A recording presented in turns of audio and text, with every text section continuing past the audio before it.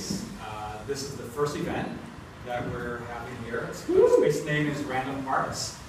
And basically it's an artist-run space, and maybe you ask, well, what does that mean? It's basically we're not commercial, we're not like a traditional gallerist, but it's flexible. We'll have not just exhibitions, but we'll have, like we're having tonight, today, artist talk.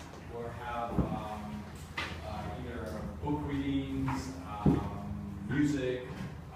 So we're just starting, and thank you for all coming and being part of this.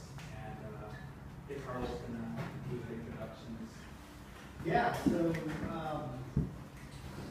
as Juan Carlos said, that this space is flexible as we were building it out, and because of the funding from Kickstarter folks, and for you guys who are here today, thank you so much for making it happen. So as we were building it out, Lazaro was in town trying to get some rest from crazy grad school In New York. At Hunter College in New York.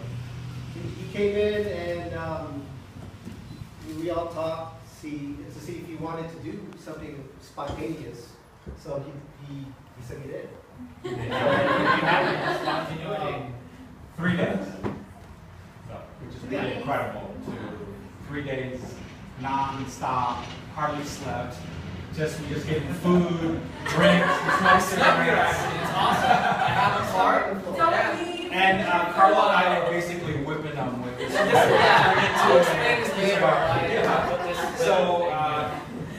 So yeah, great energy. It was very spontaneous, and we're lucky to have him come back for this reception. And Well, I guess I'll start talking now. First of all, thank you guys for coming. I know it's a little rough with the weather and everything, but I guess it's good for California. It's a little dry these days. Second of all, I'd like to thank Juan Carlo and Carlo for hosting this and making me feel welcome. So, Colleen, definitely. It's not. Sorry. Don't forget about the women. women in the house. I'm not saying anything like that. You know? I'm just like a little I'm still recuperating. I'm still resting a little bit. So, mind me from the yeah. First of all, mind me from not so articulate because I'm still a little tired. Anyway, yeah, this is it. Generally about, well, I guess I should talk about what my work's about, huh? Okay, I deal a lot of Filipino-American, identity and post-colonial issues, generally. So, like, particularly with religion, so I try to set up a narrative with some, surreal associations, but and generally I just like to tell stories. I think that's very important to have a narrative in one work, and I play around with the idea of art and experience. I think which is really crucial. I really believe that it's really critical to make a work, not just strictly art within its own autonomous space. That it has to incorporate your own experiences, and also you can tell it's easy, to really relate to that in that sense, to get that component of the human element and everything, not just strictly forms and line or things like that, which is a lot I learned in grad school, which I try to go contra of actually. So as you go this wall, how do I explain it? Where did you start? Oh, I started generally when I work. It's very spontaneous. I get a feel for the space. I always like doing installations, and there's something about a space that you become so intimate about it with just doing things on the wall. So generally I like to freestyle a lot, just spontaneity and that creative drive and energy, which I really love. So here you have this slow progression, and play around with the Steve also. So you have this woman confessing all this chaos that's happening. But a lot of my work, even though it's grounded on a sort of critical view of Catholicism, but there's also a sense of spirituality and hope about it. So it's not really too bleak, so to speak. So as you navigate to the wall, you see all these chaos, but there's a certain certain serenity and rest about it, you know. And these forms, these pink forms, actually this is a good idea to why I came about this too also. I mean, I came here with no specific plan actually, and like have like very limited pay, like very limited time to work with. And the color scheme actually, this is also what I mean by work to experience and stuff like that, is that my sister gave me this lighter, this big lighter, which has like pink, black, and white on it. So this whole like color scheme came from this actually. So I was just skateboarding around. I was like, what the hell am I gonna do? You know? So from that, this whole color scheme came about.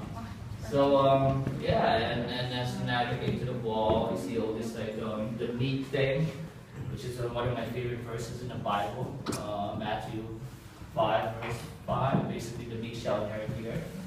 I think it's a beautiful saying about like struggle and overcoming struggles. Even though it's it's a chaotic world, but there's a sense of hope that should like come about. You know, and almost have this non-defeatist sentiment about ourselves. I think it's really important. So on this other end here, you'll see this sort of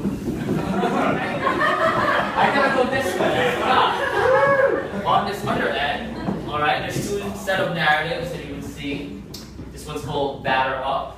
It's like literally a pun of Catholicism actually. This is my portrait of myself as a Catholic schoolboy and all my experiences growing up in the Philippines and the whole Catholic upbringing. So in a way, it's almost like a contra of like trying to get these things out, all these like colonial education I had for a long time, to struggle with it. So trying to also, as if like expelling all of it out in that way. So you have these demons and you have this. Yeah, right? Like, it's hard, man, it's hard.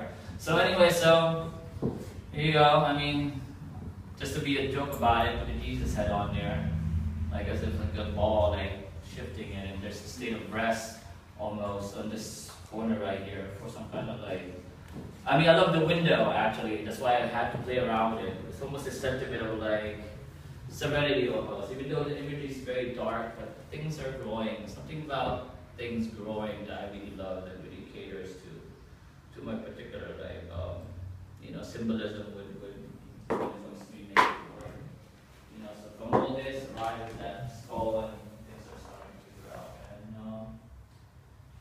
yeah, that's about it. I mean, I have a play with words also. I have a play with words and text with the imagery.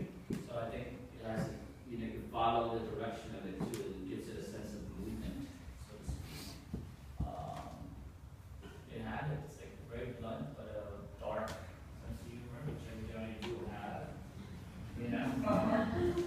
And in relation to this, yeah, as I step in this wall, this space.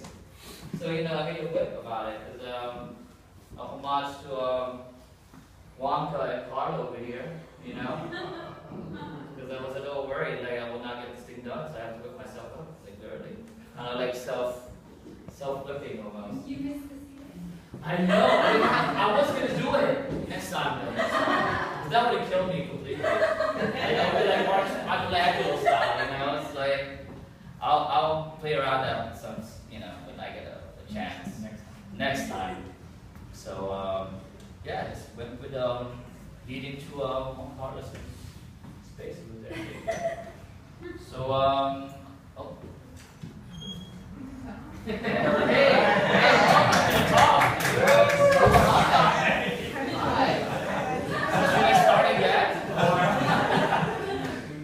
There you have it. Generally, a lot of my work, definitely with Catholicism, relations with Catholicism, and post-colonial education, and the dynamic life movement. I think that about covers it, and how it was put into shape over here was fun. Which artists are your influences? I have a lot actually. I generally navigate towards California in terms of their art practice here. It's really great. There's a certain sense of freedom that comes with it, and it's a free spirit. As opposed to New York, it's a different dynamic altogether. I think you guys are more laid back, really chill, and have a good sense of humor about things, which I really love. In terms of influences, Becky Bond, definitely. A lot actually, I can't into my mind, but Trenton Doe Hancock, Deborah Grant, I know you're familiar with these artists. They do a lot of illustration. I generally gravitate towards like illustration and comic work, but given that, I try to incorporate a sense of like profound meaning into it, of how I see it. So it's not just strictly graphic. There's a certain sense of personal symbolism that I incorporate within the work. I guess that's about it. Any more questions, guys? How's, can you explain how Hunter College is for you? Oh, my experience at Hunter College? I hate it, to be honest with you. No, I mean, generally, I feel like a sore thumb sticking out. My grades have not been so well, but whatever, It's just a different dynamic altogether. I mean, a different kind of head in terms of making artwork. They're very conceptual, which I have nothing against, completely. As long as you're very invested in whatever discipline you do or ideas, I respect that fully. That's all I have to say. It's just, But do you get respect? I don't know. I think that's not but it's cool. It's cool. As long as I know what I do, I don't really care or cater to criticism as much. In the end, it's just you and your work. That's all there is. That's all you're gonna gravitate to, and you just gotta keep on just pushing. Just pushing. Have a lot of guts about it. I have a thing for guts too, by the way. As you can see, it's pretty obvious that I do. But I think, I mean, in terms of it too, experiences, like taking a lot of issues here also. The hand thing actually was pretty interesting because me and Wonka were walking one time around International Avenue for tacos, and we saw this. I've just been meaning to send you that poster, man, but I kind of lost in track. There's this beautiful hand about anti-gentrification. So I tried to put that in there, like this hand of this carnivorous dog coming out and just hauling in, destroying, like people are like not having the power, so to speak, impoverished and stuff like that. So those are experiences I take in, growing up in Manila, that was a major part of me too. I was witness that happen, it's quiet areas and stuff like that. So just various psychological states of seeing your external environment, so to speak. So that's what I mean by art and life should always be like together in experience, shouldn't be